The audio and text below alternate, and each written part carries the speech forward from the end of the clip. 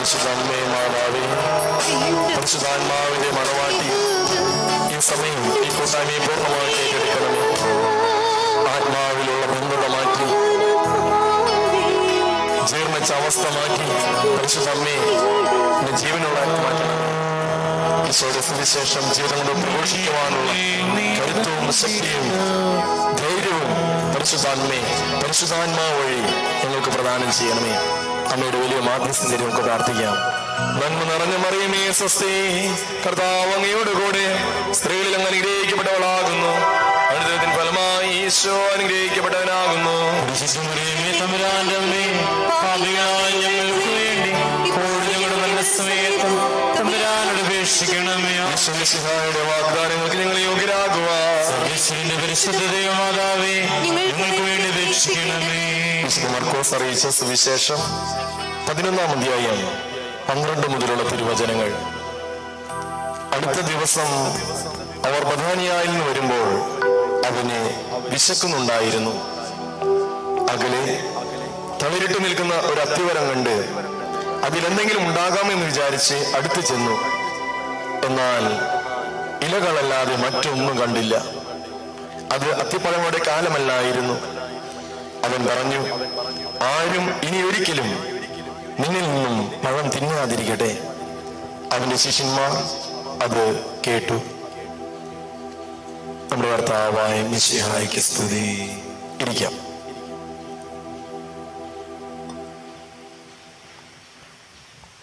ഈശോമിശിഹായിലെ സ്നേഹമുള്ള മാതാപിതാക്കളെ, സഹോദരി സഹോദരങ്ങളെ, കുറച്ച് സമയം നമുക്കൊക്കെ കുമ്പസാരിക്കുന്നു, പാപങ്ങൾ ഏറ്റു പറയുന്നുണ്ട്. പക്ഷെ നമ്മളൊക്കെ ശ്രദ്ധിക്കാതെ പോകുന്ന ഒരു ആത്മീയ തലമുണ്ട്. ഇന്നത്തെ വചനത്തിന്റെ പിൻബലത്തില് ആ ഒരു മേഖല മാത്രം അച്ഛൻ ഇന്ന് കുറച്ച് സമയം കൊണ്ടൊന്ന് പറയാം. അവർക്ക് പറഞ്ഞു ഹല്ലേലൂയ, ഹല്ലേലൂയ, ഹല്ലേലൂയ, ഹല്ലേലൂയ. നമ്മുടെയൊക്കെ ആത്മീയ യാത്രയില് അതിന് തടസ്സം നിൽക്കുന്നത് മന്ദതയാണ്. നിങ്ങൾക്ക് അങ്ങനെ ഒരു കുഴപ്പമില്ലല്ലോ? മന്ദപ്പ് ബാധിച്ച അവസ്ഥ അത് ആത്മാവിൽ ബാധിച്ച എങ്ങനെയുണ്ടാവും? നമ്മുടെ ആത്മീയ യാത്രയിൽ മന്ദത, ഈ ഒരു ചെറിയ കാര്യത്തെക്കുറിച്ച് നമ്മൾ വിശദമായിട്ട് കാണുക. നമുക്കറിയാം മൂലപാപങ്ങൾ എത്രയാ? അതിന്റെ അവസാനത്തേതാ? മടി അല്ലേ? മടി, മന്ദപ്പ്. ഒന്നിനൊരു താല്പര്യമില്ല. നിങ്ങൾക്കില്ലെന്നറിയാം, പക്ഷെ എന്റെയൊക്കെ ജീവിതാനുഭവത്തിൽ നിന്നുകൊണ്ടാണ് ഞാൻ ഈ സംസാരിക്കാൻ പോകുന്നത്. നമുക്ക് പറഞ്ഞ ഹല്ലേലൂയ. മരുഭൂമിയിലെ ഡെസേർട്ട് ഫാദേഴ്സ് ആണ് ഈ 7 മൂലപാപങ്ങൾ കണ്ടുപിടിച്ചത്. അവര് ആ മരുഭൂമിയിലെ താപസ ജീവിതവും പ്രായശ്ചിത്ത ജീവിതവും ഒക്കെ നയിക്കുമ്പോൾ അവർക്ക് അനുഭവപ്പെട്ട ജീവിതാനുഭവങ്ങളിൽ നിന്നാണ് അവർ 7 മൂലപാപങ്ങൾ തിരിച്ചറിഞ്ഞത്. അവർ അത് രേഖപ്പെടുത്തിയത്. ഒന്നൊക്കെ പറഞ്ഞ ഹല്ലേലൂയ. ഏതാണ് 7 മൂലപാപങ്ങൾ? 1 നിഗളം, 2 ദ്രവ്യാഗ്രഹം, 3 മോഹം, കോപം, കൊതി, അസൂയ, മടി. മനസ്സിലായോ? 7 മൂലപാപങ്ങൾ. ഇതൊന്നും പുറത്തേക്ക് വരണമെന്നില്ല. അതെപ്പോഴും ജീവിതത്തിന്റെ മറവിൽ നിൽക്കുക. അതില് ആത്മീയപിതാക്കന്മാര് കണ്ടെത്തുന്ന ഒരു സത്യം, ഈ മന്ദതയാണ് ബാക്കി എല്ലാ പാപങ്ങൾക്കും കാരണം. എന്നൊക്കെ പറഞ്ഞ ഹല്ലേലൂയ. നമുക്കറിയാം കോവിഡിന് മുമ്പ് വരെ ഒരു ആത്മീയ തീഷ്ണത ഉണ്ടായിരുന്നു. അത് ഇടവകയിലാണെങ്കിലും പ്രാർത്ഥനാ കൂട്ടായ്മകളിലാണെങ്കിലും ധ്യാന കേന്ദ്രങ്ങളിലാണെങ്കിലും. എന്നാൽ ഈ കോവിഡിന് ശേഷം ഇന്ന് ഒരു മന്ദപ്പ് ബാധിച്ചിരിക്കുക, ഒരു മന്ദത ബാധിച്ചിരിക്കുക. എവിടെയും ഏത് മേഖലയിൽ നോക്കിക്കോ. ഇന്നത്തെ പിള്ളേരെന്താ പറയുക? അവരോട് കളിക്കാൻ അനുവാദം കൊടുത്തു നോക്കിയേ. മേലങ്ങിയുള്ള കളിയൊന്നും ഞങ്ങൾക്ക് വേണ്ട. മേലനങ്ങിയിട്ടുള്ള ഇന്ന് കുടുംബജീവിതം നയിക്കാൻ ഇന്ന് ആർക്കും താല്പര്യമില്ല. കല്യാണം കഴിക്കണ്ട, പണിയുണ്ടാച്ചാ, കുട്ടീനെ നോക്കണ്ടേ, പ്രസവിക്കണ്ടേ, കുടുംബം നോക്കണ്ടേ. അധ്വാനിക്കാനുള്ള ഒരു ആഗ്രഹം നഷ്ടപ്പെട്ട ഒരു ജനതയായിട്ട് കോവിഡിന് ശേഷം ഇന്ന് സമൂഹം മാറിക്കഴിഞ്ഞു. എന്നൊക്കെ പറഞ്ഞ ഹല്ലേലൂയ, ഹല്ലേലൂയ. അപ്പോ ഈ ആത്മീയ മന്ദതയെ കുറിച്ച് ഞാൻ പറയുമ്പോ ഈ മന്ദത ഉണ്ടോ എന്നറിയാനുള്ള ലക്ഷണങ്ങളുണ്ട്. ഞാനിപ്പോ ഹോസ്പിറ്റലിൽ പോയി, എനിക്ക് രോഗം ഉണ്ടെങ്കിൽ അതിന് ലക്ഷണങ്ങൾ വേണമല്ലോ. ലക്ഷണങ്ങൾ കണ്ടെത്തിയാലാണ് ഇന്ന രോഗമാണെന്ന് കണ്ടുപിടിക്കാൻ പറ്റുള്ളൂ. ഇന്ന രോഗമാണെങ്കിൽ അതിന് റെമഡി ഉണ്ട് അല്ലെ, മെഡിസിൻ പ്രൊവൈഡ് ചെയ്യും. അങ്ങനെയാണെങ്കിൽ പൂർണ്ണമാവും. അല്ലെങ്കിൽ എന്താണ്, ഡോക്ടർ എന്താണ്, അസുഖം കണ്ടുപിടിക്കുന്നില്ല, വല്ല കാര്യമുണ്ടോ? ഇനി അസുഖം കണ്ടുപിടിച്ചു, മരുന്ന് കൊടുക്കുന്നില്ല, വല്ല കാര്യമുണ്ടോ? എല്ലാം ചേർന്ന് പോകണം. അതുകൊണ്ട് ഈ ഒരു കുറച്ച് സമയം ഈ നമ്മെ ബാധിക്കുന്ന മന്ദത, അതിനെ അറിയാനുള്ള 3 കാര്യങ്ങളൊന്ന് പറയാം. അത് എന്റെയും നിങ്ങളുടെയും ജീവിതത്തിൽ ഉണ്ടോ എന്നൊരു ആത്മപരിശോധന നടത്തുക. നമുക്ക് പറഞ്ഞു ഹല്ലേലൂയ. ഒന്നാമതായിട്ട് ആത്മപിതാക്കന്മാർ പറഞ്ഞു വെക്കുന്ന ഒരു കാര്യമുണ്ട്. ഈ മന്ദത ബാധിക്കുമ്പോൾ ഒന്നാമത്തെ ലക്ഷണം, ആവശ്യമില്ലാത്ത കാര്യങ്ങളിൽ വെറുതെ ഇടപെടും. പറഞ്ഞു ഹല്ലേലൂയ. ഒക്യുപ്പേഷൻ വിത്ത് അൺനെസറി തിങ്സ്. ആവശ്യമില്ലാത്ത കാര്യം, ആവശ്യമുള്ള കാര്യങ്ങൾ മറക്കുകയും ചെയ്യും. നമ്മൾ പോകേണ്ട ഒരു ആവശ്യമില്ല, സംസാരിക്കേണ്ട ഒരു ആവശ്യമില്ല, ഇടപെടേണ്ട ഒരു കാര്യമില്ല. എങ്കിലും നമ്മൾ അനാവശ്യമായിട്ട് അവിടെ എന്തെങ്കിലുമൊക്കെ പറയും, എന്തെങ്കിലുമൊക്കെ ചെയ്യും. അത് വീണ്ടും കൊളാവും. ആവശ്യമില്ലാത്ത കാര്യങ്ങൾ ഇടപെടുന്ന ഒരു പ്രകൃതി നിങ്ങൾക്കുണ്ടോ? എനിക്കുണ്ടോ? ഒരു കാര്യം തിരിച്ചറിഞ്ഞേക്ക്, മന്ദതയുടെ ഒന്നാമത്തെ തിരിച്ചറിയാനുള്ള കാരണമാണ് പറഞ്ഞ ഹല്ലേലൂയ. ഒക്യുപ്പേഷൻ വിത്ത് അൺനെസറി തിങ്സ്. ആവശ്യമില്ലാത്ത കാര്യങ്ങളില് നീ ഇടപെടാൻ പോകുമ്പോ അത് മന്ദതയുടെ ലക്ഷണമാണ്. പറഞ്ഞ ഹല്ലേലൂയ. രണ്ടാമത്തെ ഒരു പ്രത്യേകത, ഒന്നും ശ്രദ്ധിക്കാൻ പറ്റില്ല. എന്നുവെച്ചാല് ടോട്ടൽ ഡിസ്ട്രക്ഷൻ. അത് ആത്മീയ കാര്യങ്ങളില് ഒരു 5 മിനിറ്റ് സമയം ആൾക്കാരുടെ മുമ്പിൽ ഇരിക്കാൻ പറ്റില്ല. 5 മിനിറ്റ് സമയം എന്താണ് ദിവ്യകാര്യത്തിന് മുമ്പിൽ ഇരിക്കാൻ പറ്റില്ല. കുടുംബ പ്രാർത്ഥനയ്ക്ക് സ്വസ്ഥതയില്ല, ചെയ്യുന്ന ജോലിയിൽ സ്വസ്ഥതയില്ല, ടോട്ടൽ ഡിസ്ട്രക്ഷൻ. എന്ന് വെച്ചാല് ഒന്നും എവിടെയും കോൺസെൻട്രേഷൻ ഇല്ല. ചെയ്യുന്ന ജോലിയാണെങ്കിലും അത് മുഴുമിപ്പിക്കാൻ പറ്റുന്നില്ല. പറഞ്ഞു ഹല്ലേലൂയ. മന്ദതയുടെ രണ്ടാമത്തെ ലക്ഷണമാണ്. പറഞ്ഞു ഹല്ലേലൂയ. 3 അന്വപിതാക്കന്മാർ പറയാണ് സ്പിരിച്വൽ ഡിപ്രഷൻ. ഡിപ്രഷൻ എന്ന് വാക്കറിയാലോ അല്ലെ? എന്നത് കൂടിക്കൊണ്ടിരിക്കുക, ഡിപ്രഷൻ കൂടിക്കൊണ്ടിരിക്കുക. ചെറിയ കുട്ടികൾക്ക് വരുന്ന ഡിപ്രഷനാ. പക്ഷേ ഈ മന്ദത ബാധിക്കുന്നവരുടെ ജീവിതത്തിലേക്ക് നോക്കിയാൽ അത് സ്പിരിച്വൽ ഡിപ്രഷനാണ്. ആത്മീയ കാര്യങ്ങൾക്കാണ് എന്തുള്ളോ? ഡിപ്രഷനുള്ളോ. എന്നാൽ ബാക്കി എല്ലാ കാര്യങ്ങളും സൂപ്പറായിട്ട് ചെയ്യും. പറഞ്ഞേ കുദാശകൾ, വിശുദ്ധ ബൈബിൾ വായന, കുടുംബ പ്രാർത്ഥന തുടങ്ങി ആത്മീയ കാര്യങ്ങൾക്ക് അതിനോട് ഭയങ്കര നിരാശയാണ്. മനസ്സിലായോ?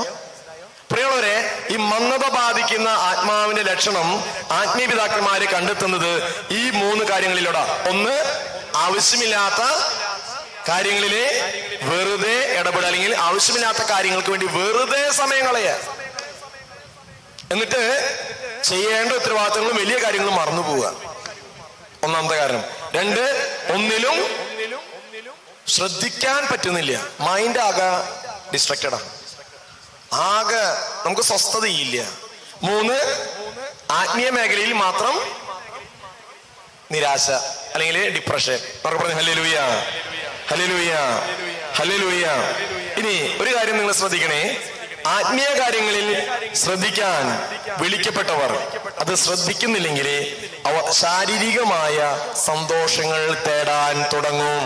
പറഞ്ഞു ഹല്ലേലൂയ, ഹല്ലേലൂയ. ആത്മീയ കാര്യങ്ങളിൽ ശ്രദ്ധിക്കാൻ വിളിക്കപ്പെട്ടവർ, ഞാൻ നിങ്ങളൊക്കെ എന്തിനാ വിളിക്കപ്പെട്ടത്? തമ്പുരാനെ കൊടുക്കാനാ. ആത്മീയ കാര്യങ്ങൾ എന്ന് വെച്ചാൽ ഈശോയെ പ്രഘോഷിക്കാനാ. രാജകീയ പൗരോഹിത്യം പേർന്നവരെ ഞാനും നിങ്ങളുമൊക്കെ. അപ്പൊ ആത്മീയ കാര്യങ്ങളിൽ ശ്രദ്ധിക്കാനായിട്ട് വിളിക്കപ്പെട്ട ഞാനും നിങ്ങളും അത് ശ്രദ്ധിക്കുന്നില്ലെങ്കിൽ സംഭവിക്കുന്നത് എന്താ? ശാരീരികമായിട്ടുള്ള സന്തോഷങ്ങൾ എന്ന് വെച്ചാൽ ഫിസിക്കൽ പ്ലഷർ തേടാൻ തുടങ്ങും. ചിലപ്പോൾ മദ്യമാകാം, ചിലപ്പോൾ ബന്ധങ്ങളാകാം, ചിലപ്പോൾ ചില വസ്തുക്കളുടെ അഡിക്ഷൻ ആകാം, ചിലപ്പോൾ കളിയാകാം. ആത്മീയ കാര്യങ്ങൾ ശ്രദ്ധയില്ല. ബാക്കിയല്ല, ചിലപ്പോൾ സോഷ്യൽ വർക്ക് ആകാം.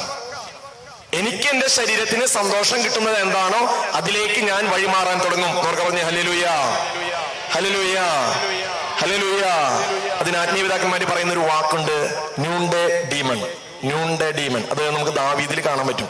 നമുക്ക് സുഭാഷിതങ്ങളുടെ പുസ്തകം ബൈബിളിലുള്ളവരെടുക്കുക. സുഭാഷിതങ്ങളുടെ പുസ്തകം 26-ാം അധ്യായം 13 മുതലുള്ള തിരുവചനങ്ങൾ. സുഭാഷിതങ്ങളുടെ പുസ്തകം 26-ാം അധ്യായം 13 മുതൽ വചനം എങ്ങനെയാണ്? അലസൻ പറയുന്നു, വഴിയിൽ സിംഹമുണ്ട്, തെരുവിൽ സിംഹമുണ്ട്. ചുഴലിക്കാറ്റിൽ കഥകെന്ന പോലെ അലസൻ കിടക്കയിൽ കിടന്ന് തിരിയുന്നു. അലസൻ കൈ പാത്രത്തിൽ ആഴ്ത്തി വെക്കുന്നു, അത് വായിലേക്ക് അടുപ്പിക്കുന്നത് പോലും അവന് ക്ലേശകരമാണ്. ഭക്ഷണത്തിൽ കൈവച്ചു, ഇനി കൈ ഭക്ഷണം വായിലേക്ക് എത്തണ്ടേ, അതുപോലും അലസന് ക്ലേശകരമാണെന്ന്. ഇപ്പോഴത്തെ തലമുറ നോക്കിക്കോ, കളി ഒരു കാലഘട്ടത്തിൽ ഇൻട്രസ്റ്റാ, കളിക്കാൻ പോകുന്ന ഭയങ്കര സന്തോഷമാണ്. ഇന്നിപ്പോ ഷട്ടിൽ കോർട്ട് ഇട്ടാലും ഫുട്ബോൾ കളിച്ചാൽ അതൊക്കെ മെനങ്ങി പണിയണ്ടേ, പിന്നെ അതൊക്കെ ഓർഡർ ആക്കണ്ടേ, ഇതൊക്കെ എടുത്തു വെക്കണ്ടേ. തമ്മിൽ ബന്ധം ഏറ്റവും നല്ലത് മൊബൈലിൽ ഇരുന്ന് കളിക്കാച്ചാ. നമുക്ക് പറഞ്ഞു ഹല്ലേലൂയ. എത്ര മനോഹരമായിട്ട് വചനം പറയുന്നത്. ഇനി വീണ്ടും സുഭാഷിതങ്ങളുടെ പുസ്തകം 6 മുതൽ 10 വരെയുള്ള വചനങ്ങൾ കൂടി നമുക്കൊന്ന് കേൾക്കാം. മടിയനായ മനുഷ്യ, എറുമ്പിന്റെ പ്രവൃത്തി കണ്ട് വിവേകിയാകുക. അടുത്ത വചനം, മേലാളനോ കാര്യസ്ഥനോ രാജാവോ ഇല്ലാതെ അത് വേനൽക്കാലത്ത് കലവറയൊരുക്കി കൊയ്ത്ത് കാലത്ത് ഭക്ഷണം ശേഖരിച്ചു വെക്കുന്നു. മടിയ, നീ എത്ര നാൾ നിശ്ചേഷ്ടനായിരിക്കും? നീ എപ്പോഴാണ് ഉറക്കത്തിൽ നിന്ന് ഉണരുക? കുറച്ചുകൂടി ഉറങ്ങാം, തെല്ലുകൂടി മയങ്ങാം, കയ്യും കെട്ടിയിരുന്ന് അല്പം കൂടെ വിശ്രമിക്കാം. ഫലമോ ദാരിദ്ര്യം വഴിപോക്കനെ പോലെയും ദുർഭിക്ഷം കൊള്ളക്കാരനെ പോലെയും നിന്റെ മുൻപിൽ എത്തും. Hallelujah, hallelujah. ഒരു വചനം കൂടി നമുക്ക് ഭാഗം വായിക്കാം. വെളിപാടിന്റെ പുസ്തകം 3-ാം അധ്യായം 15, 16, 17 തിരുവചനം കൂടി നമുക്കൊന്ന് ചേർത്ത് വായിക്കാം. വെളിപാടിന്റെ പുസ്തകം 3-ന്റെ 15, 16, 17. അവിടെ ലൗദീക്കയിലെ സഭയ്ക്ക് എഴുതിയ ലേഖനമാണ്. നിന്റെ പ്രവർത്തികൾ ഞാൻ അറിയുന്നു. നീ തണുപ്പോ ചൂടോ ഉള്ളവനല്ല. തണുപ്പോ ചൂടോ ഉള്ളവനായിരുന്നെങ്കിൽ എന്ന് ഞാൻ ആഗ്രഹിക്കുന്നു. ചൂടോ തണുപ്പോ ഇല്ലാതെ മന്ദോഷനാകയാൽ നിന്നെ ഞാൻ എന്റെ വായിൽ നിന്നും തുപ്പിക്കളയും. അവർക്ക് പറഞ്ഞ ഹല്ലേലൂയ, ഹല്ലേലൂയ, ഹല്ലേലൂയ, ഹല്ലേലൂയ. പ്രിയമുള്ളവരെ, ഈ ജീവികള് ഈ തണുത്ത ഭക്ഷണത്തിലാണല്ലേ എല്ലാ ജീവികളും അടിഞ്ഞുകൂടും. അല്ലേ?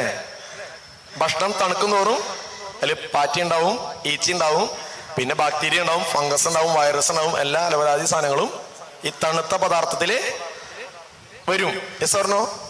ശരിയല്ലേ? നമുക്ക് അതുകൊണ്ടാണ് നമ്മൾ ഭക്ഷണം എന്താ ചെയ്യാ, ഒരു ദിവസമൊക്കെ തണുക്കാൻ വയ്ക്കും. പക്ഷെ അത് കൂടുതലിരുന്ന് കഴിഞ്ഞാലോ അത് കേടാവുകയും ചെയ്യും. ഒരുപാട് വൈറസും ഫംഗസൊക്കെ ആവും. അത് ഭക്ഷണം വേസ്റ്റ് ആവും. നമ്മൾ ഫ്രിഡ്ജിൽ വെക്കും.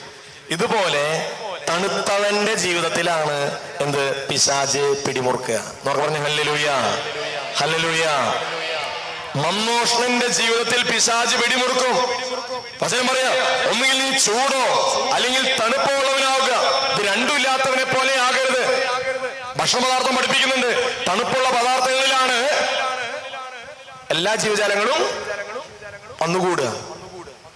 പ്രിയമുള്ളവരെ, തണുപ്പന്റെ ജീവിതം അത് പിശാച് അവിടെ പെട്ടെന്ന് കയറി പറ്റും. അവർക്ക് പറഞ്ഞ ഹല്ലേലൂയ, ഹല്ലേലൂയ. അതുകൊണ്ട് ആത്മീയപിതാക്കന്മാർ പറയുന്ന ഒരു കാര്യമുണ്ട്. പ്രസാദപരം ഒട്ടുമില്ലാത്ത ഒരു വ്യക്തിയെ രക്ഷിക്കുന്നതിനേക്കാൾ ക്ലേശകരമാണ് ആത്മീയ മന്ദത ഉള്ളവരെ രക്ഷപ്പെടുത്താൻ. മനസ്സിലായോ? പ്രസാദപരമില്ലാത്തവരെ രക്ഷപ്പെടുത്തുന്നതിനേക്കാൾ വളരെ ക്ലേശകരമാണ് ആത്മീയ മന്ദത ബാധിച്ചവരെ രക്ഷപ്പെടുത്താൻ. Hallelujah, hallelujah. ഈ കൂട്ടർ എന്താ ചെയ്യാന്നറിയോ? ഇവർ കൂടുതൽ പെർഫോമൻസ് നടത്തും, പെർഫോം ചെയ്യും. മനസ്സിലായില്ല? എല്ലാവരും ഒരു കാര്യം ചെയ്യുമ്പോ അവര് കൂടുതൽ വെറൈറ്റി ആയിട്ട് ഒരു കാര്യം ചെയ്യും. ഇപ്പൊ എന്തുണ്ടാവും? എല്ലാവരും കാണും.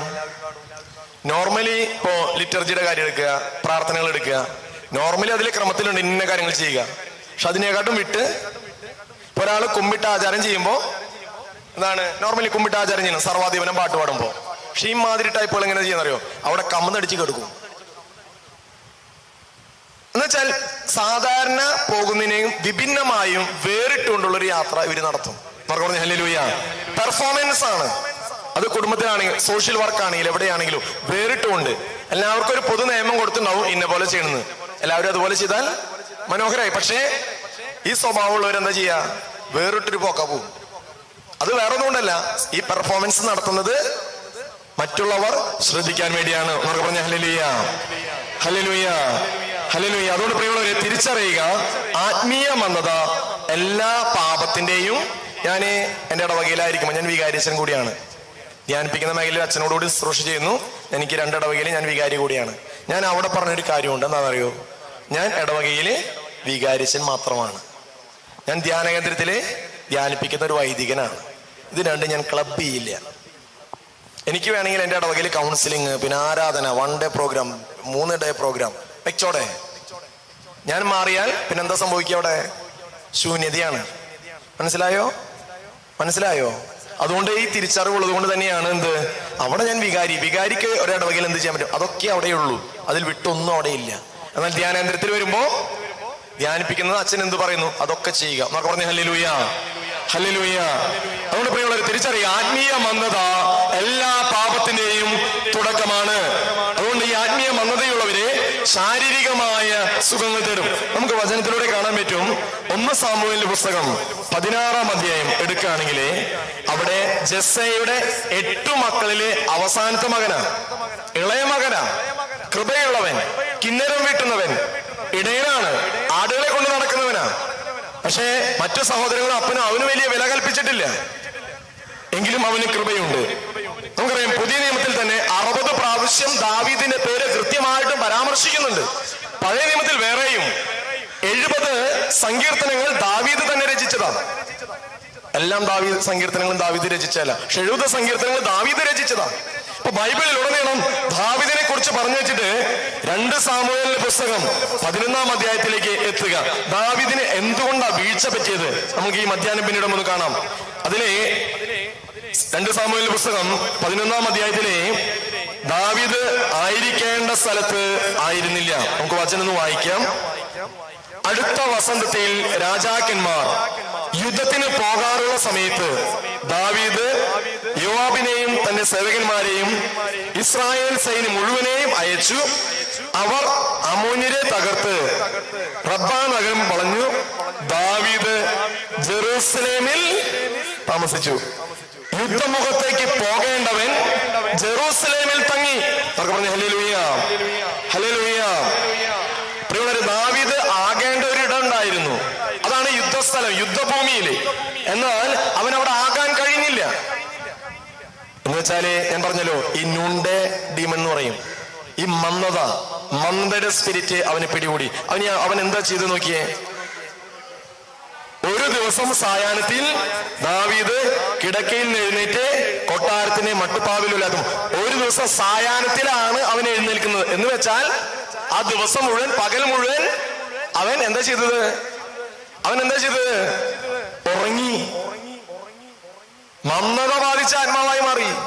നുണ്ടൻ ഡീമൻ അവനെ ബാധിച്ചു. അവന് മന്ദത. ആ ദിവസത്തിന്റെ സായാഹ്നത്തിലാണ് അവന് ഉണർവുണ്ടായത്, ആലസ്യത്തിലാണ്. അവൻ ചെയ്യുന്നത് എന്താണ്? മട്ടുപ്പാവിൽ ഉലാത്തുക ആലസ്യത്തിന് അടയാളമാ. പ്രിയരെ, ആ കൃപയുള്ള ദാവീദ് പിന്നെ പാപത്തിലേക്ക് വഴിമാറുകയാണ്. തുടർന്നങ്ങോട്ടുള്ള വചനങ്ങള് വീണ്ടും വചനം മുന്നോട്ട് വായിക്കുമ്പോൾ നമുക്ക് കാണാൻ സാധിക്കും, ആ പാപമൊക്കെ ചെയ്ത് ബത്ശേബയുമായിട്ട് പാപം ചെയ്തു. അതിന്റെ ബത്ശേബയുടെ ഭർത്താവ് ഊറിയാണെന്ന് മനസ്സിലായി. അപ്പൊ ഊറിയായെ വിളിപ്പിച്ചു യുദ്ധഭൂമിയിൽ നിന്നും. അവന് കുറെ വീഞ്ഞു കൊടുത്തു, ഉന്മത്തനാക്കി. എന്നിട്ട് പറഞ്ഞു, നീ വീട്ടിലേക്ക് പോ. അപ്പോ ഈ പാപഭാരം ഈ കുഞ്ഞ് ആരുടെ തലയിൽ കെട്ടിവെക്കാം? ഊറിയായുടെ തലയിൽ കെട്ടിയ. നിങ്ങൾ വചനം വായിക്കുകയാണെങ്കിൽ ഇങ്ങനെ ഊറിയായെ വീഞ്ഞു കൊടുത്ത് ഉന്മത്തനാക്കിയിട്ട് പറഞ്ഞേക്കുമ്പോൾ ഊറിയ പറയുന്നൊരു വാക്കുണ്ട്. ആ വാക്കെന്താണെന്നറിയോ? ജനം യുദ്ധത്തിലായിരിക്കുമ്പോൾ എനിക്കെങ്ങനെ എന്റെ ഭാര്യയുമായി രമിക്കാൻ കഴിയും, ശയിക്കാൻ കഴിയും? ഇവിടെ ഊറിയായ്ക്ക് ഉണർവുണ്ട്, തീഷ്ണതയുണ്ട്. എല്ലാവരും യുദ്ധം ചെയ്യുമ്പോൾ ഞാനും ആയിരിക്കേണ്ടത് യുദ്ധമുഖത്താ. ഊറിയ പറയാ, ജനം യുദ്ധത്തിലായിരിക്കുമ്പോൾ എനിക്കെങ്ങനെ എന്റെ ഭാര്യയുമായി ശയിക്കാൻ കഴിയും? അതെപ്പോഴുള്ളവരെ, കുടുംബത്തിലെ അംഗങ്ങളെല്ലാവരും യുദ്ധത്തിലായിരിക്കുമ്പോ ഒരു കുടുംബനാഥന് എങ്ങനെ വിശ്രമിച്ചിരിക്കാൻ കഴിയും? ഒരു കുടുംബ യൂണിറ്റ് ഒന്നടങ്കം യുദ്ധം ചെയ്തുകൊണ്ടിരിക്കുമ്പോ ആ യൂണിറ്റിന്റെ പ്രസിഡന്റിന് എങ്ങനെ വിശ്രമിക്കാൻ പറ്റും? ദൈവജനം യുദ്ധം ചെയ്തുകൊണ്ടിരിക്കുമ്പോൾ ഒരു പുരോഹിതന്, ഒരു സമർപ്പിതന്, ഒരു സമർപ്പിതയ്ക്ക് എങ്ങനെ വിശ്രമിക്കാൻ പറ്റും? ഈ ചോദ്യം ഇനി നിങ്ങളിലേക്ക് നീട്ടുക. ഞാനും നിങ്ങളും ഒക്കെ സമരസഭയിലാണ്, തിന്മയ്ക്കെതിരെയുള്ള പോരാട്ടത്തില് പടവെട്ടുന്നവരാ. ഇങ്ങനെ നമ്മൾ പടവെട്ടുന്ന സമയത്ത് എനിക്കും നിങ്ങൾക്കും എങ്ങനെയാ മാറിയിരുന്ന് വിശ്രമിക്കാൻ പറ്റുക?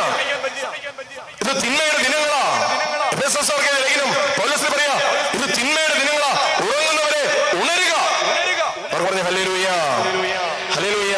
11-ാം അധ്യായം അങ്ങനെ മുന്നോട്ട് പോയിട്ട് അവസാനം 12-ാം അധ്യായത്തിൽ എത്തുമ്പോ നാഥാൻ പ്രവാചകൻ വരുന്നുണ്ട്, അല്ലേ? നാഥാൻ പ്രവാചകൻ വരുന്നുണ്ട്. അവിടെ ദാവീദിനെ കുറ്റപ്പെടുത്തുകയാണ്. അവൻ ഊറിയായെയും കൊന്നു. ബത്ശേബയുമായിട്ട് അവിഹിതമായിട്ടുള്ള ബന്ധം, ഊറിയായെ കൊന്നു. ദരിദ്രനെ തിരുത്താൻ നാഥാൻ വരികയാണ്. എന്നിട്ട് നാഥാൻ ഒരു കഥ പറയാണ്. രണ്ട് മനുഷ്യര്, ഒരു പണക്കാരനും പാവപ്പെട്ടനും. ഇതില് പാവപ്പെട്ടന് ഒരു പെണ്ണാടുണ്ടായിരുന്നു. ധനവാന്റെ വീട്ടില് ഒരു അതിഥി വന്നപ്പോ അവന്റെ ആടുമാടുകളെ കൊല്ലാത്തതിന് പകരം ഈ ഒറ്റ പെണ്ണാടിനെ, ഈ ദരിദ്രന്റെ പെണ്ണാട്ടിൻകുട്ടിയെ കൊന്നു. ഇത് കേട്ടപ്പോൾ ദാവീദ് രാജാവിന് രക്തം തിളയ്ക്കാണ്. ദാവീദ് പറഞ്ഞു, ഇത് കേട്ടപ്പോൾ ക്രുദ്ധനായ ദാവീദ് പറഞ്ഞു, കർത്താവാണേ, ഇത് ചെയ്തവൻ മരിക്കണം. അവൻ നിർദ്ദയം ഇത് ചെയ്തതുകൊണ്ട് 4 മടങ്ങ് മടക്കി കൊടുക്കണം. ദാവീദാ പറഞ്ഞത്. ഉടനെ നാഥാൻ പറഞ്ഞു, 12:7 ആ മനുഷ്യൻ നീ തന്നെ. ഇസ്രായേലിന്റെ ദൈവമായ കർത്താവ് അരുളി ചെയ്യുന്നു, ഞാൻ നിന്നെ ഇസ്രായേലിന്റെ രാജാവായി അഭിഷേകം ചെയ്തു, സാവൂളിൽ നിന്ന് രക്ഷിച്ചു, നിന്റെ യജമാനന്റെ ഭവനം നിനക്ക് നൽകി, അവന്റെ ഭാര്യമാരെയും നിനക്ക് തന്നു, നിന്നെ ഇസ്രായേലിന്റെയും യൂദയായുടെയും രാജാവാക്കി. ഇതുകൊണ്ട് തൃപ്തിയായില്ലെങ്കിൽ ഇനിയും അധികം നൽകാമായിരുന്നു. പിന്നെ എന്തുകൊണ്ട് നീ എന്നെ അനുസരിക്കാതെ എന്റെ മുൻപാകെ ഈ തിന്മ ചെയ്തു? അമ്മോന്യരുടെ വാൾകൊണ്ട് ഹിത്യനായ ഊറിയായെ നീ കൊല്ലിച്ചു, അവന്റെ ഭാര്യയെ നീ അപഹരിച്ചു. എന്നെ നിരസിച്ച് ഹിത്യനായ ഊറിയായുടെ ഭാര്യയെ നീ സ്വന്തമാക്കിയത് കൊണ്ട് നിന്റെ ഭവനത്തിൽ നിന്നും വാൾ ഒഴിയുകയില്ല. എന്നൊക്കെ പറഞ്ഞ hallelujah, hallelujah. Sloth is a parent of evil. Sloth is a parent of evil. തിന്മയുടെ പിതാവാണ് ഈ മന്ദത, മടി. അറിഞ്ഞിരിക്കണം സ്നേഹമുള്ളവരെ. ഇവിടെ ഞാൻ വായിക്കുമ്പോ ദാവീദിന് വ്യഭിചാരത്തിലേക്ക് പോകുക അവന്റെ ലക്ഷ്യമായിരുന്നില്ല. അവൻ ചിന്തിച്ചിട്ട് പോലുമില്ല. ശരിയല്ലേ? വിശുദ്ധനായ കൃപയുള്ള മനുഷ്യൻ, ദൈവം തിരഞ്ഞെടുത്ത് അഭിഷേകം ജീവൻ, അവന്റെ ജീവിതത്തിൽ ഒരിക്കലും അവൻ വ്യഭിചാരത്തെ കുറിച്ച് ചിന്തിച്ചിട്ട് പോലുമില്ല. പക്ഷെ എന്തുകൊണ്ട് ഇങ്ങനെയായി പോയി? ആത്മീയ മന്ദത ദാവീദിനെ വ്യഭിചാരത്തിലേക്കും കൊലപാതകത്തിലേക്കും അനയിച്ചു. അവർ പറഞ്ഞു ഹല്ലേലൂയ, ഹല്ലേലൂയ. പ്രിയമുള്ളവരെ, ഒരു കാര്യം തിരിച്ചറിയുക, ആത്മീയ മന്ദത ആത്മഹത്യക്ക് നയിച്ചില്ലെങ്കിലും ആത്മാവിന്റെ മരണത്തിന് കാരണമാകും. തിരിച്ചറിയുക, ആത്മീയ മന്ദത ആത്മഹത്യയിലേക്ക് നയിച്ചില്ലെങ്കിലും അത് ആത്മാവിന്റെ മരണത്തിന് കാരണമാകും. ഹല്ലേലൂയ. ഒരിക്കൽ കൂടി എന്ന് പറഞ്ഞേ, ആത്മീയ മന്ദത ഏറ്റുചൊല്ലാം. ആത്മീയ മന്ദത, ഉറക്കെ പറയാം. ആത്മീയ മന്ദത ആത്മഹത്യയിലേക്ക് നയിച്ചില്ലെങ്കിലും ആത്മാവിന്റെ മരണത്തിന് അത് കാരണമാകും. Hallelujah, hallelujah, hallelujah, hallelujah. എന്റെ പ്രിയമുള്ളവരെ, എഫേസ്യർ എഴുതിയ ലേഖനം 5-ാം അധ്യായം 14-ാമത്തെ വചനം വായിച്ചേ. എഫേസ്യർ 5:14 കിട്ടിയവരൊന്ന് ഉറക്കെ വായിക്കേ.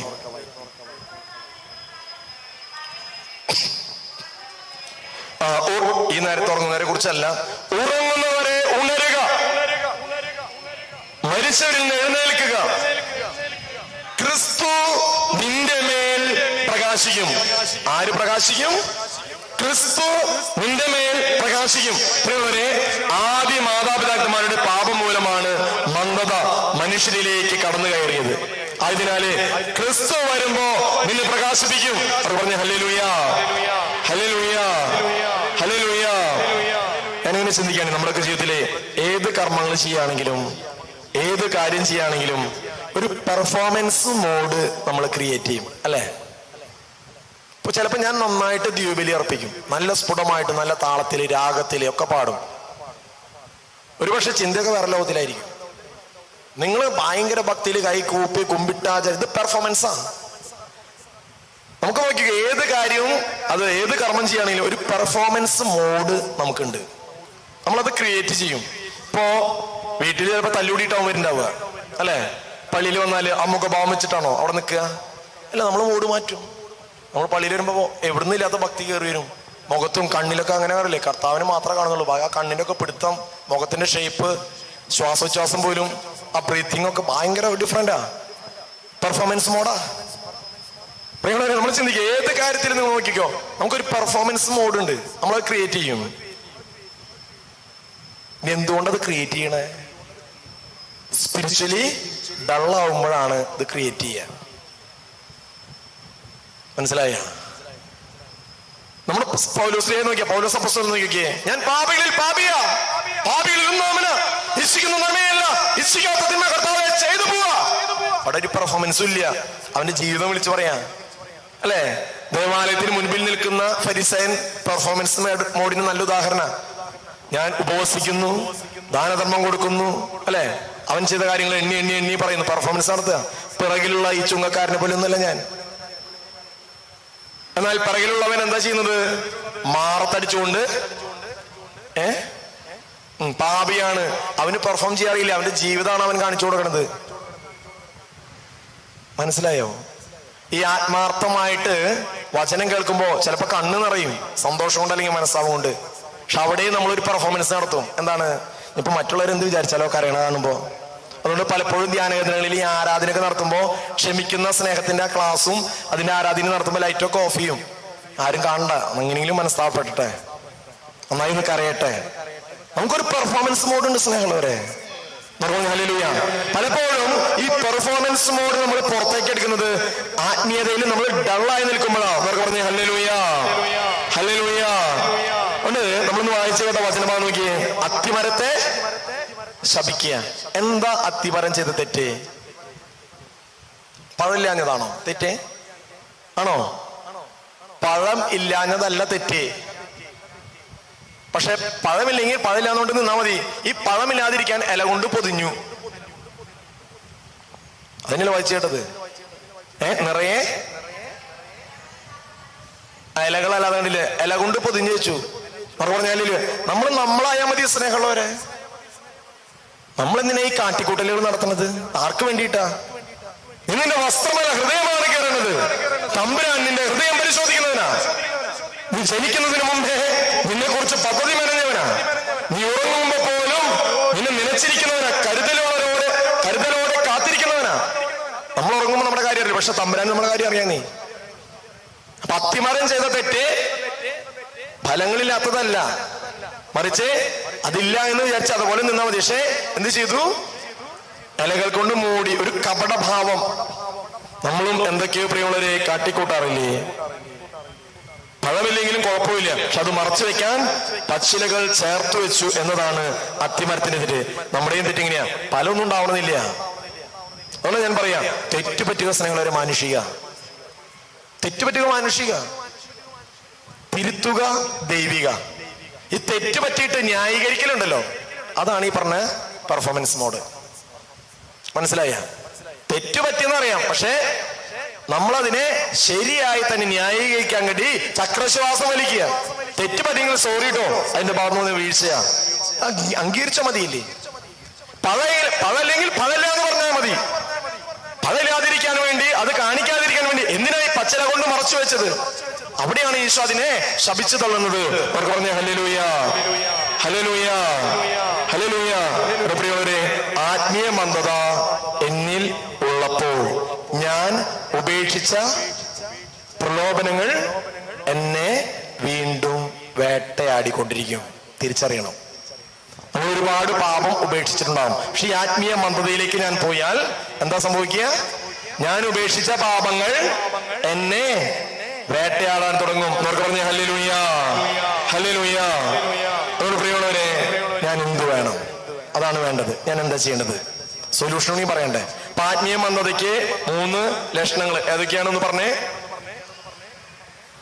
എന്നിൽ മന്ദതയുണ്ടോ എന്നറിയാൻ ലക്ഷണങ്ങൾ ഏതൊക്കെയാണ്? 1, ആവശ്യമില്ലാത്ത കാര്യങ്ങളിൽ വെറുതെ സമയം കളയുക, ഓക്യുപ്പേഷൻ വിത്ത് അൺനെസറി തിങ്സ്. 2, ഒന്നും ശ്രദ്ധിക്കാൻ പറ്റാത്ത അവസ്ഥ, ടോട്ടൽ ഡിസ്ട്രക്ഷൻ. 3, ആത്മീയ കാര്യങ്ങളിൽ നിരാശ, സ്പിരിച്വൽ ഡിപ്രഷൻ. മനസ്സിലായോ? മന്ദതയുണ്ടോ എന്ന് കണ്ടുപിടിക്കാനുള്ള വഴികളാണ്. ഇനി ഈ മന്ദതയുണ്ടെങ്കിൽ അതിനെന്താണ് പരിഹാരം? ഞാനൊരു 3-4 സ്റ്റെപ്പ് എന്ന് പറയാം, വെറുതെ ഒന്ന് കുറിച്ച് വെക്കുക. ആ വഴിയിലൂടെ പോയാൽ നമുക്ക് ഈ ആത്മീയ മന്ദത മാറ്റിയെടുക്കാം. പറഞ്ഞ ഹല്ലേലൂയ. 1, ആത്മീയ മന്ദത മറികടക്കാനുള്ള വഴികളിൽ 1, കണ്ണീരോടെ ദൈവത്തിന് മുൻപിലേക്ക് ചെല്ലണം. Turn to God in tears. മുട്ടുകുത്തി കമിഴ്ന്ന് കിടക്കുക. നമുക്കൊന്നും പ്രാർത്ഥിക്കണ്ട. നീ നിന്റെ വീട്ടിൽ രൂപത്തിന് മുൻപിലോ അല്ലെങ്കിൽ പള്ളിയില് വെറുതെ കുറെ നേരം സ്പെൻഡ് ചെയ്തേ. രൂപത്തിന് മുമ്പിൽ, തമ്പുരാനെ എനിക്കൊന്നും പ്രാർത്ഥിക്കാൻ അറിയുന്നില്ല, മന്ദത ബാധിച്ച തമ്പുരാന്റെ മുമ്പിൽ ഒന്ന് കമിഴ്ന്ന് കിടക്ക്. കണ്ണീരോടുകൂടി ഒന്ന് കിടക്ക്. കണ്ണീരോടുകൂടി തമ്പുരാൻ വിളിക്കുന്നു, നീ വാ. ഒന്നാമത്തെ വഴി എങ്ങനെ? മന്ദത ബാധിച്ചാൽ കണ്ണീരോടെ ദൈവത്തിന്റെ മുന്നിലേക്ക് നീ ഓടി വരണം. പറഞ്ഞു ഹല്ലേലൂയ. രണ്ടാമത്തെ ഒരു വഴി, നമ്മുടെ ആത്മാവിനോട് നാം തന്നെ സംസാരിക്കാൻ തുടങ്ങണം. അങ്ങനെ ആരെങ്കിലും ചെയ്യാറുണ്ടോ? നമ്മുടെ ആത്മാവിനോട് നാം തന്നെ സംസാരിക്കുക. ഞാൻ പറഞ്ഞതല്ല, ദാവീദിന് ഇത് മനസ്സിലായി. അതുകൊണ്ട് തന്നെ 43-ാം സങ്കീർത്തനം 5-ാമത്തെ വചനം ഒന്ന് വായിച്ചേ. മന്ദതയിൽ പാപത്തിൽ ആണ്ടുപോയ ദാവീദ് എഴുതിയ സങ്കീർത്തനത്തിൽ അവൻ അവന്റെ ആത്മാവിനോട് സംസാരിക്കുന്ന ഒരു ഭാഗമുണ്ട്. വായിച്ചോ. എന്റെ ആത്മാവേ, നീ എന്തിനെ ആകുലപ്പെടുന്നു?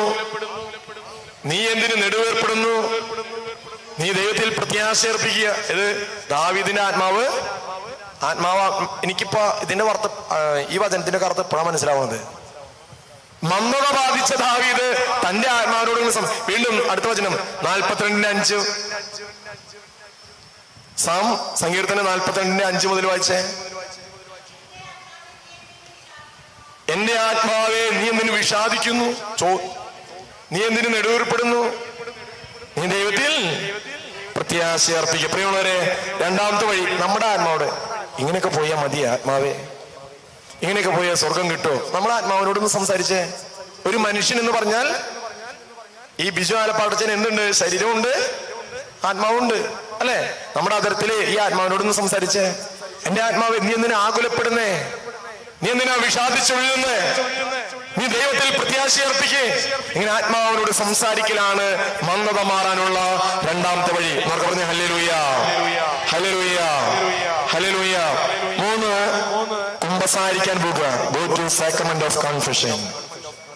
മന്ദത ബാധിച്ചിട്ടുണ്ടെങ്കിൽ, പ്രാർത്ഥനയ്ക്ക് താല്പര്യം, ആത്മീയകാര്യം താല്പര്യം, ഉടനെ നീ ഓടിപ്പോകരുത് കുമ്പസാരിക്കാനാ.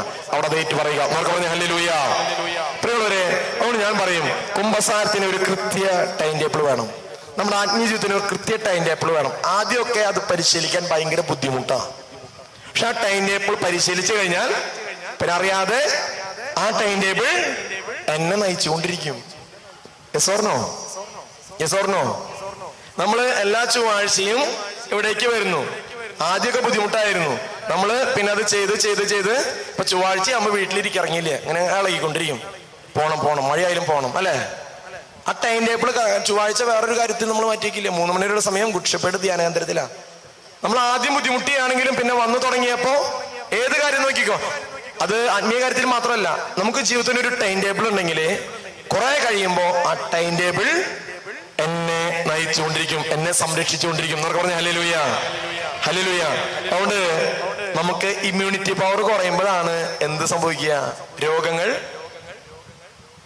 പനി വരുന്നതിന്റെ അടയാളം എന്താ? എന്റെ ശരീരത്തിലെ നീരുവീഴ്ച വരുന്നതിന്റെ അടയാളം എന്താ? എന്റെ ശരീരത്തിലെ ഇമ്മ്യൂണിറ്റി കുറഞ്ഞു. അതുപോലെ തന്നെയാണ് പ്രിയമുള്ളവരെ, സ്പിരിച്വൽ ഇമ്മ്യൂണിറ്റി കുറഞ്ഞു പോയാൽ അത് ഷൂട്ടപ്പ് ചെയ്യാനുള്ള ഏക വഴി ദാറ്റ് ഈസ് കൺഫെഷൻ.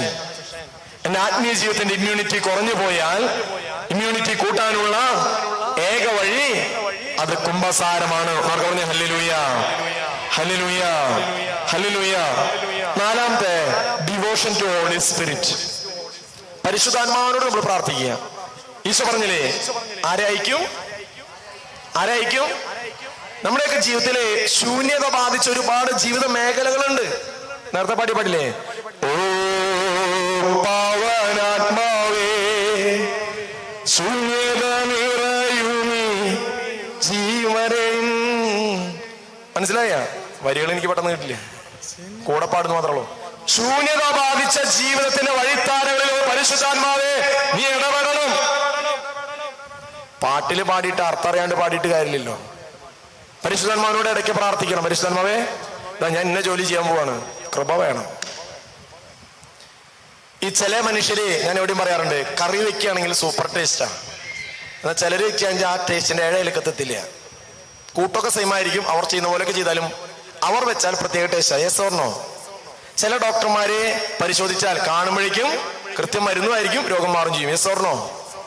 പരിശുദ്ധാത്മാവ് തൊടുമ്പോ ഇതാ സംഭവിക്കുക സ്നേഹമുള്ളവരെ. ഹല്ലേലൂയ. ഇനി ചില പാട്ടുകാർ പാടുന്നുണ്ട്, പക്ഷെ എല്ലാവരും ചിലര് പാടുമ്പോ തിരി തെറ്റിയാലും എന്താണ് ഭയങ്കര ലയിച്ചിരിക്കും. കൃപയാ പരിശുദ്ധാത്മാവ് സഹായിക്കുന്നത്. കുറെ പേര് പ്രഘോഷിക്കും അതിന് കൃപ, അതായത് വാക്ചാതുര്യനെ പ്രസംഗിക്കാം. പക്ഷെ ചിലര് പ്രസംഗിക്കുമ്പോ അത് വളരെ ടച്ചിങ്. അത് എന്നോടാണോ പറയണത്? ഇതിപ്പോ എന്നോടാണോ സംസാരിക്കുന്നത്? ഈ ഒരു തോന്നല കൃപയാ. നമുക്ക് പറഞ്ഞ ഹല്ലേലൂയ. നമുക്ക് പരിശുദ്ധാത്മാവിനോട് പ്രാർത്ഥിച്ചിട്ട് ഓരോ കാര്യവും ചെയ്യാൻ തുടങ്ങും. പരിശുദ്ധാത്മാവേ, എന്റെ ശൂന്യതയെ നീ മാറ്റണേന്ന് ഓരോ ദിവസവും നമുക്ക് പ്രാർത്ഥിക്കാൻ പറ്റട്ടെ. Devotion to the holy spirit. 5, ഞാൻ എപ്പോഴും ഈ കാലഘട്ടത്തിൽ പ്രഘോഷിക്കാറുള്ള meditation on death. Meditation on death. നമ്മുടെ ശവടപ്പ് ധ്യാനിക്കുക. Death contemplation is the best contemplation. Contemplation എന്ന് പറഞ്ഞാൽ ധ്യാനത്തിന്റെ ലാസ്റ്റ് സ്റ്റേജാണ്. അപ്പൊ death contemplation is the best contemplation, അല്ലെ? മരണം ധ്യാനിക്കാൻ തുടങ്ങുമ്പോ നമ്മുടെ മന്ദതയൊക്കെ മാറും.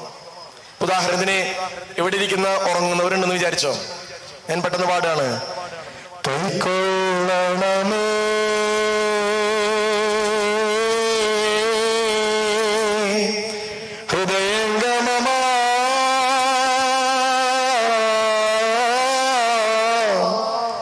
വിശ്വാസമോടെ ദാസം ചെയ്യും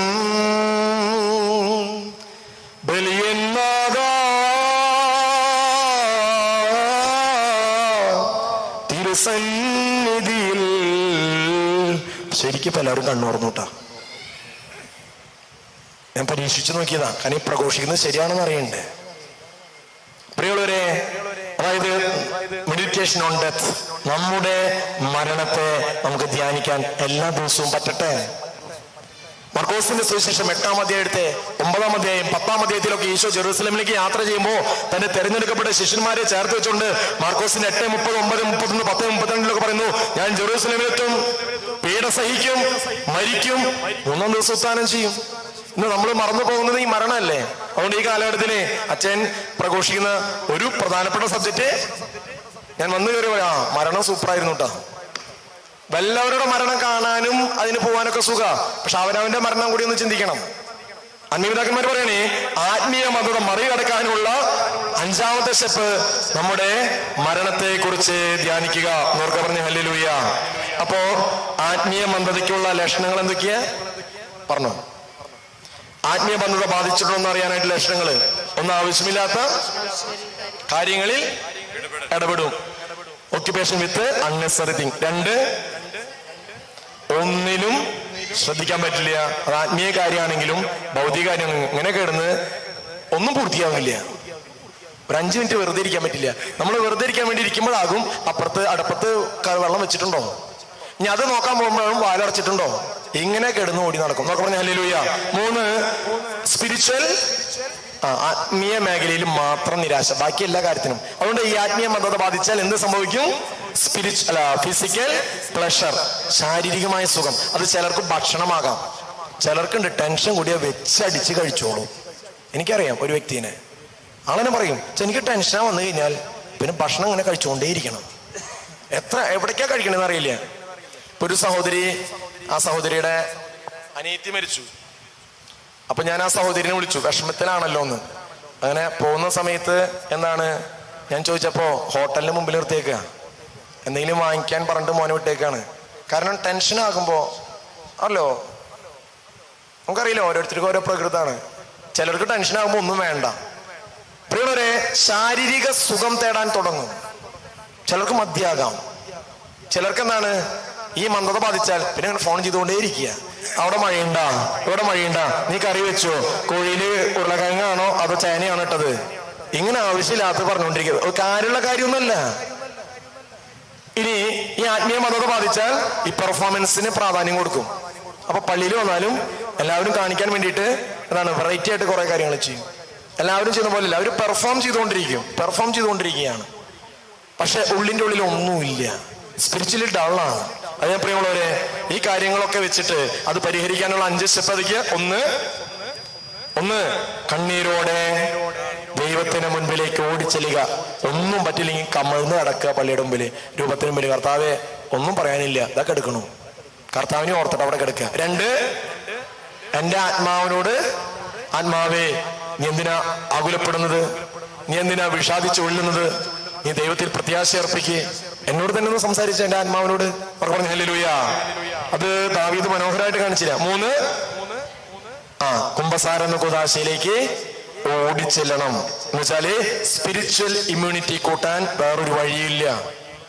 ആത്മീയ മന്ദത ബാധിക്കുമ്പോ നമ്മുടെ ഇമ്മ്യൂണിറ്റി കുറഞ്ഞുകൊണ്ടിരിക്കുകയാണ്. ആത്മീയ ഇമ്മ്യൂണിറ്റി, സ്പിരിച്വൽ ഇമ്മ്യൂണിറ്റി പവർ കുറഞ്ഞുകൊണ്ടിരിക്കുകയാണ്. അതിനെ കൂട്ടാൻ ഓടിപ്പോണം കൺഫെഷന്. എന്നിട്ട് പറയാം, എനിക്ക് ആത്മാവിൽ മന്ദതയുണ്ട്, പ്രാർത്ഥിക്കാൻ തോന്നുന്നില്ല, പിതാവേ പരിഹാരം വേണം, ഏറ്റുപറയണ പാപം. 4, devotion to the holy spirit. പരിശുദ്ധാത്മാവിനോട് നിരന്തരം പ്രാർത്ഥിക്കും. ഓരോ കാര്യം ചെയ്യുമ്പോഴും പരിശുദ്ധാത്മാവെ കൂടെ ഉണ്ടാകണം, പരിശുദ്ധാത്മാവിനെ തൊടണം, പരിശുദ്ധാത്മാവെ എന്റെ ശൂന്യതയെ മാറ്റണം, പരിശുദ്ധാത്മാവെ എന്റെ സ്നേഹരാഹിത്യത്തെ മാറ്റണം, പരിശുദ്ധാത്മാവെ എന്റെ ഭയം മാറ്റണം, പരിശുദ്ധാത്മാവെ ഇങ്ങനെ പരിശുദ്ധാത്മാവിനെ വിളിച്ച് പ്രാർത്ഥിക്കുക. ഹല്ലേലൂയ. അവസാനം മെഡിറ്റേഷൻ ഓൺ ഡെത്ത്, എന്റെ ശവടപ്പ് എല്ലാ ദിവസവും ധ്യാനിക്കുക. നമുക്ക് ആരാധനയിലേക്ക് പ്രവേശിക്കാം, നമുക്ക് മുട്ടുകുത്താം. ഇന്ന് നമുക്ക് പരിശോധിക്കാം, ഈ തമ്പുരാന്റെ സന്നിധിയിലെ ആത്മീയ മന്ദത ബാധിച്ച ആത്മാവാണ് ഞാൻ. ഇന്ന് ദൈവത്തിന്റെ പരിശുദ്ധാത്മാവ് അതിന് ഉത്തരം നൽകിയിട്ടുണ്ട്. കണ്ടുപിടിക്കാനും പരിഹരിക്കാനുള്ള വഴികൾ പറഞ്ഞു തന്നു. നമുക്ക് ഈശോയുടെ മുമ്പിലായിരുന്നുകൊണ്ട് നമ്മുടെ ജീവിതം തുറന്നു വയ്ക്കാം. പാവപ്പെടുന്ന ഗാനത്തോട് ചേർന്ന് നമുക്ക് പാടി പ്രാർത്ഥിക്കാം. മുട്ടുകുത്തി നിൽക്കുന്നു. മുട്ടുകുത്തി നിന്ന് ആരാധനാ ഗീതം ആലപിക്കുന്നു.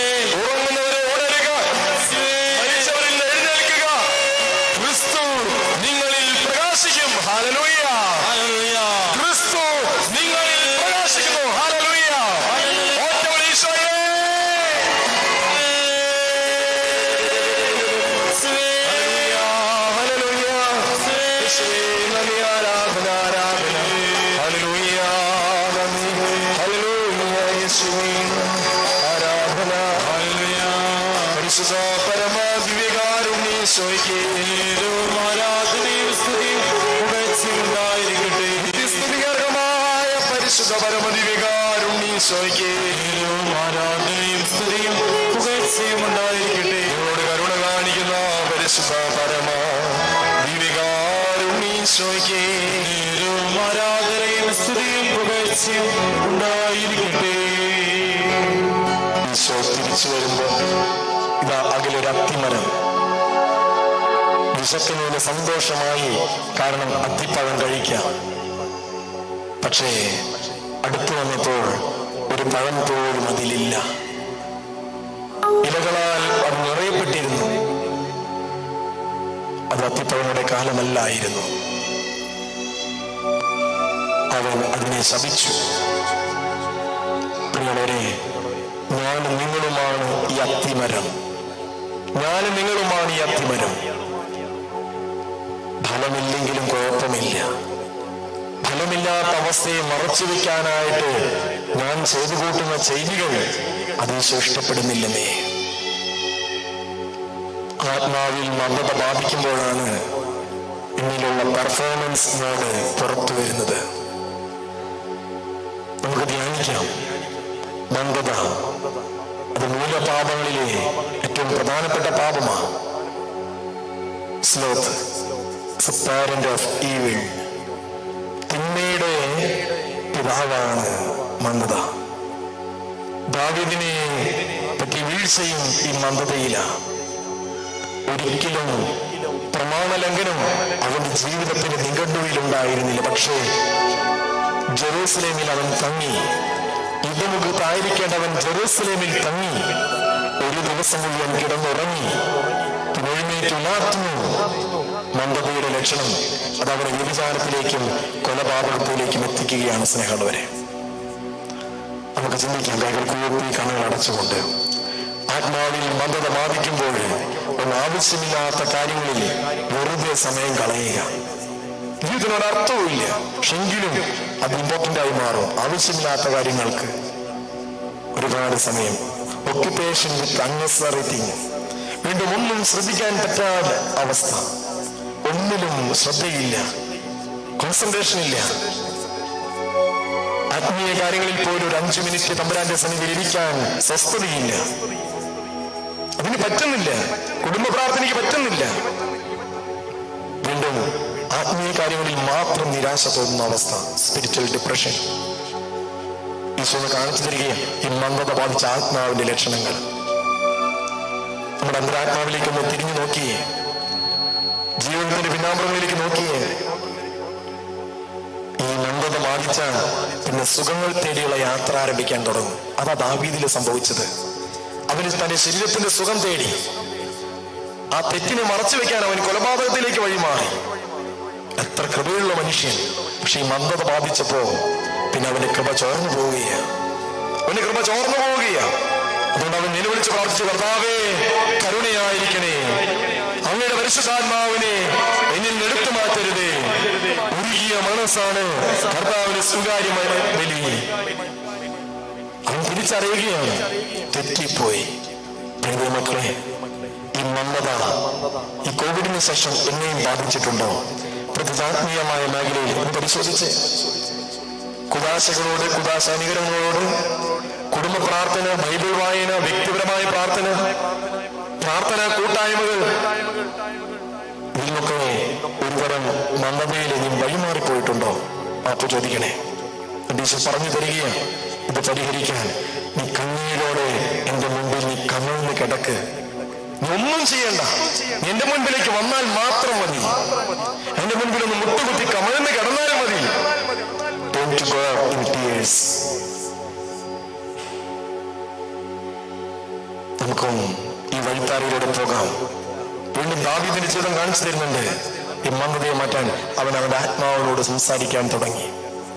എന്റെ ആത്മാവേ, നീ എന്തിനാകുലപ്പെടുന്നു? നീ എന്തിനു വിഷാദിച്ചുഴലുന്നു? നീ ദൈവത്തിൽ ആശ്രയിക്കുക. അവന്റെ ആത്മാവിനോട് സംസാരിക്കാൻ തുടങ്ങുകയാണ്. വീണ്ടും പ്രിയമുള്ളവരെ, കുംഭസാരത്തിന് ഒരു കൃത്യമായിട്ടുമായ ടൈം ടേബിൾ വേണം. നമ്മുടെ കുംഭസാരത്തിന്റെ ശൈലി ഒന്ന് നോക്കിയേ, അവസ്ഥയൊന്ന് നോക്കി, എണ്ണവും തരവും നോക്കി, അധികം ഓരോത്തോടുകൂടി ഒരുങ്ങിയാണോ? നല്ല കുംഭസാരത്തിന് വേണ്ട കാര്യങ്ങൾ 5 പാലിച്ചുകൊണ്ടാണോ ഞാൻ കുംഭസാരത്തിന് ഒരുങ്ങുന്നതും പാപങ്ങൾ ഏറ്റുപറയുന്നതും? എങ്കിലും പരിശുദ്ധന്മാരോട് പ്രാർത്ഥിച്ച്, പ്രത്യേകിച്ച് കാലഘട്ടത്തിലെ കണ്ണിൽ അന്ധത വ്യാപിക്കുന്ന സമയം, ഇരുട്ട് ജീവിതത്തിൽ കയറുന്ന സമയം, ജീവിതത്തിന് അർത്ഥമില്ലെന്ന് തോന്നൽ, ജീവിതം ശൂന്യമായി പോയെന്നൊരു അനുഭവം, ഒന്നിനും അർത്ഥം കണ്ടെത്താൻ പറ്റാത്ത അവസ്ഥ, ഒരു മികവിച്ച അനുഭവം. പരിശുദ്ധാത്മാവേ, എന്റെ ശൂന്യതയെ നികത്തണേ. ഈശോയുടെ പ്രവൃത്തി, ഈശോയെ സഹായകനായ പരിശുദ്ധാത്മാവിന്റെ ഉണർവിന്റെ അഭിഷേകം എനിക്ക് നൽകണേ. വീണ്ടും അവസാനമായിട്ട് കണ്ടു മെഡിറ്റേഷൻ ഓൺ ഡെത്ത്. എന്റെ മരണം ഞാൻ ധ്യാനിച്ച് മതിയാകൂ. കാരണം അതാണ് ഉറപ്പുള്ള യാഥാർത്ഥ്യം. നമുക്ക് തമ്പുരാന്റെ സന്നിധിയിലെ എഴുന്നേറ്റുകൊണ്ട് കരങ്ങൾ തമ്പുരാന്റെ സന്നിധിയിലേക്ക് നീട്ടിപ്പിടിക്കാം.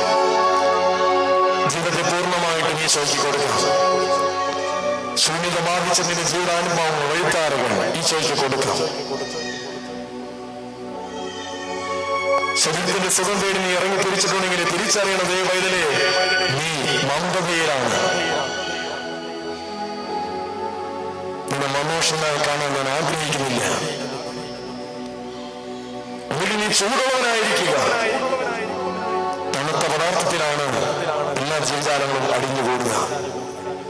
തണുപ്പുള്ളവന്റെ ജീവിതത്തെയാണ് പിശാച് പെട്ടെന്ന് കയറി പിടിക്കുക. എന്നിട്ട് ബസറ്റ് ഫാദേഴ്സ് എഴുതി വെച്ചു, മടിക്ക് ഓപ്പോസിറ്റ് ആയിട്ടുള്ളത് ഉത്സാഹം. ആഗ്രഹിക്കാം ആ പുണ്യം. ഉത്സാഹം വേണം എനിക്ക്. അതേത് കാര്യത്തിനും ഒരു ഉത്സാഹം, ഒരു തീഷ്ണത, ഒരു ചടുലത. എനിക്ക് തീഷ്ണത വേണം. നന്ദിയിൽ ആത്മാവിനെ ഉണർത്തണം. ഭീരുക്കളായിരുന്നവരെ തീഷ്ണമതികളാക്കിയ പരിശുദ്ധാത്മാവേ, എന്നെ തട്ടി ഉണർത്തണം. ആഗ്രഹത്തോട് തമ്പുരാന്റെ സന്നിധിയിലേക്ക് ഒന്ന് കരങ്ങൾ നീട്ടിപ്പിടിച്ചുകൊണ്ട് ഈ ഒരു ആഗ്രഹമായി ഓ പരിശുദ്ധാത്മാവേ, എന്നെ തട്ടി ഉണർത്തണേ. ഓ പരിശുദ്ധാത്മാവേ, കൊടുങ്കാറ്റ് വീശണേ. ഭീരുക്കളായ ശിഷ്യന്മാരെ ധൈര്യശാലികളാക്കിയ പരിശുദ്ധാത്മാവേ, എനിക്കും ധൈര്യം പകരണമേ. ഈ കാലഘട്ടത്തിൽ ഉണർവോടെ, തീഷ്ണതയോടെ, ഈ തിന്മയുടെ കാലഘട്ടത്തിൽ ഈശോയുടെ സാക്ഷിയാകാനുള്ള സാക്ഷ്യത്തിന്റെ വരം പരിശുദ്ധാത്മാവേ പ്രദാനം ചെയ്യണമേ. ഒറ്റ ഈശോയെ,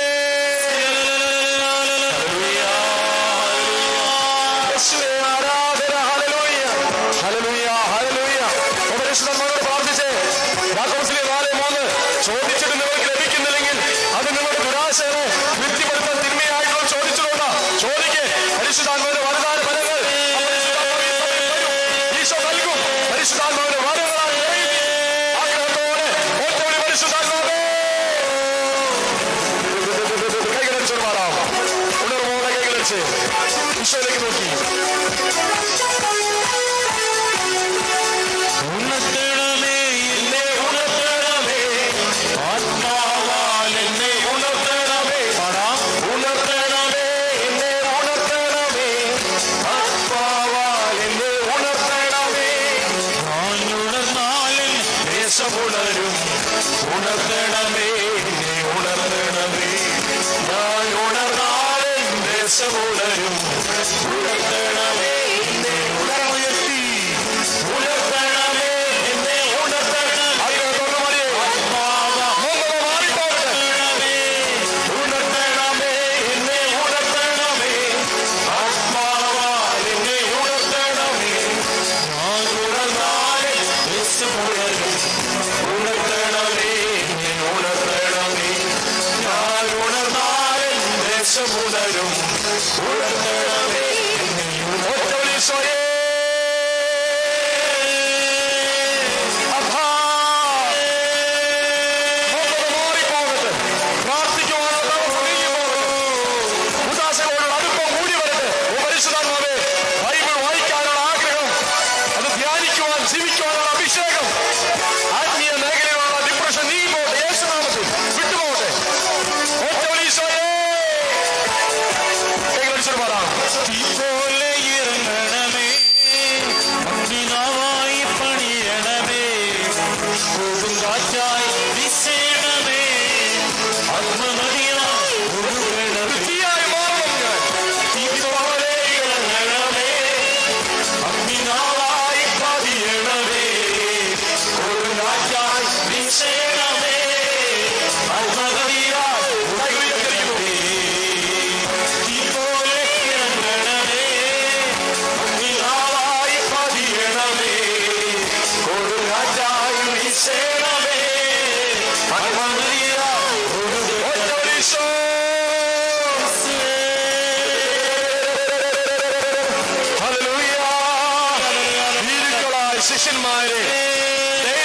സമൃദ്ധിയാക്കുവാൻ, അഭിഷേകം കൊണ്ട് നിറയ്ക്കുവാൻ അവരെ ചേർത്ത് പിടിച്ചുകൊണ്ട് 10 ദിനങ്ങൾ പ്രാർത്ഥിച്ചൊരുക്കിയ പരിശുദ്ധാത്മേ, പരിശുദ്ധാത്മാവിനെ മറമാറ്റി ഈ സമയം മന്ദത മാറിപ്പോകുവാൻ, പരിശുദ്ധാത്മാവിന്റെ അഭിഷേകം കൊണ്ട് നിറയുവാൻ, ധൈര്യം ദീക്ഷത കൊണ്ട് നിറയുവാൻ അമ്മേ ഈശോയുടെ മേൽ ആദിസ്യം വഹിക്കണമേ. ഈശോയെ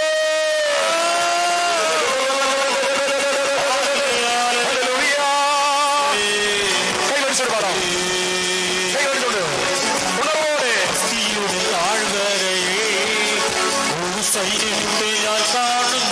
വരം തുടങ്ങിയ അസ്ഥികൾ സൈന്യം പോലെ എഴുന്നേറ്റത് പോലെയുള്ള അഭിഷേകം അസ്ഥിയുടെ താഴ്വരയിൽ ഒരു സൈന്യത്തെ ഞാൻ കാണുന്നു. അധികാരം പകരണമേ ഈ ആത്മാവിൽ പോലെ ഇറങ്ങണമേ. ആഗ്രഹത്തോടെ നാവായി കൊടുങ്കാറ്റായി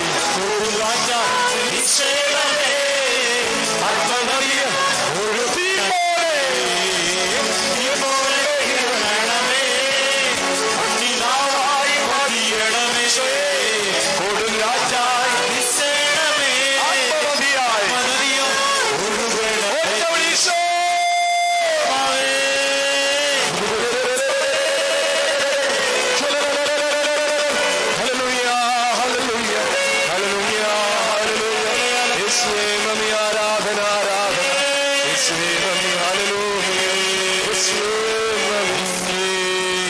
സ്തുതിയർഹമായ പരിശുദ്ധ പരമദിവ്യകാരുണ്യേശോയ്ക്ക് ആരാധനയും സ്തുതിയും പുകഴ്ചയുണ്ടായിരിക്കട്ടെ.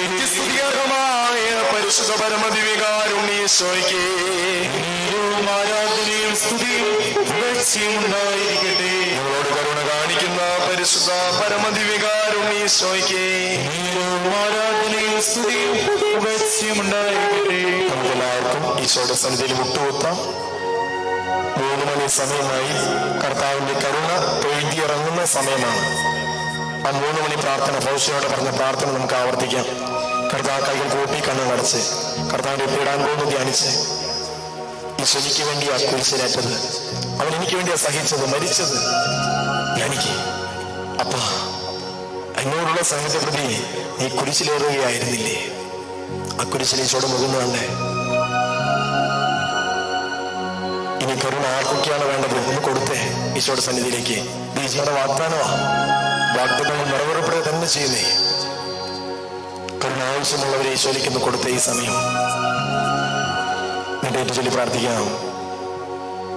ഈശോയുടെ നിങ്ങൾക്ക് വേണ്ടി ഒഴുകിയിറങ്ങിയ തിരുരക്തമേ, ജലമേ, ശരണപ്പെടുന്നു. ഈശോയുടെ നിങ്ങൾക്ക് വേണ്ടി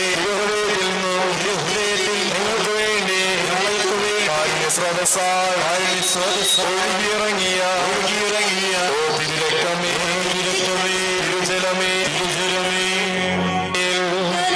ശരണപ്പെടുന്നു.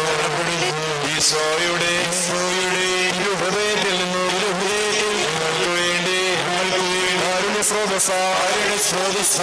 ഇറങ്ങിയ തിരുരക്തമേ, ജലമേ, ഞാനങ്ങിയിൽ ശരണപ്പെടുന്നു. പരിശുദ്ധനായ ദൈവമേ, പരിശുദ്ധനായ ബലവാനേ, പരിശുദ്ധനായ വർത്തിനെ മേൽ കരുണയായിരിക്കണമേ. പരിശുദ്ധനായ ദൈവമേ, പരിശുദ്ധനായ ബലവാനേ, പരിശുദ്ധനായ വർത്തിനെ മേൽ കരുണയായിരിക്കണമേ. പരിശുദ്ധനായ ദൈവമേ, പരിശുദ്ധനായ ബലവാനേ, പരിശുദ്ധനായ വർത്തിനെ മേൽ കരുണയായിരിക്കണമേ. ഈശോയുടെ ആശീർവാദത്തിനായിട്ട് നമുക്ക് തന്നെ ഒരുക്കാം. ഒരു നിമിഷം വലിയ ശാന്തതയിൽ നമുക്കായിരിക്കാം, വലിയ ശാന്തതയിലായിരിക്കാം. യേശുവിനെ ആശീർവദിക്കാൻ പോവാ. നന്ദിയോടുകൂടി ഈ ഭവനത്തിൽ ഒരിക്കൽ കൂടി തമ്പുരാൻ വരുവാൻ നമുക്ക് അവസരം ഒരുക്കി തന്നു. യേശുവേ, കൃപകളും ബോധ്യങ്ങളും നൽകി ഈ മലമുകളിൽ വിട്ട് എന്നെ പറഞ്ഞയക്കുന്നതിനെ ഓർത്ത് നന്ദി. ഇനി ഇവിടെ ഒരുമിച്ച് കൂടുന്നത് വരെ ഈ കേട്ട ബോധ്യങ്ങളിലും പ്രബോധനങ്ങളിലും ഉറച്ചു നിൽക്കുവാനുള്ള അഭിഷേകം ഈ ആശീർവാദത്തിൽ പരിശുദ്ധാത്മാവായി നൽകണേ യേശുവേ. പ്രാർത്ഥിക്കാം. പരിശുദ്ധ ശരീരത്താലും വിലയേറിയ രക്തത്താലും പാപത്തിൻ കറകളിൽ നിന്നും മർത്യനു നീ മോചനമേകി കടാക്ഷം തൂകണമേ വത്സല സഹോദരീ. നിർമ്മലരായി ജീവിച്ചിടുവാൻ ചിന്തണമേ ദിവ്യവരങ്ങൾ.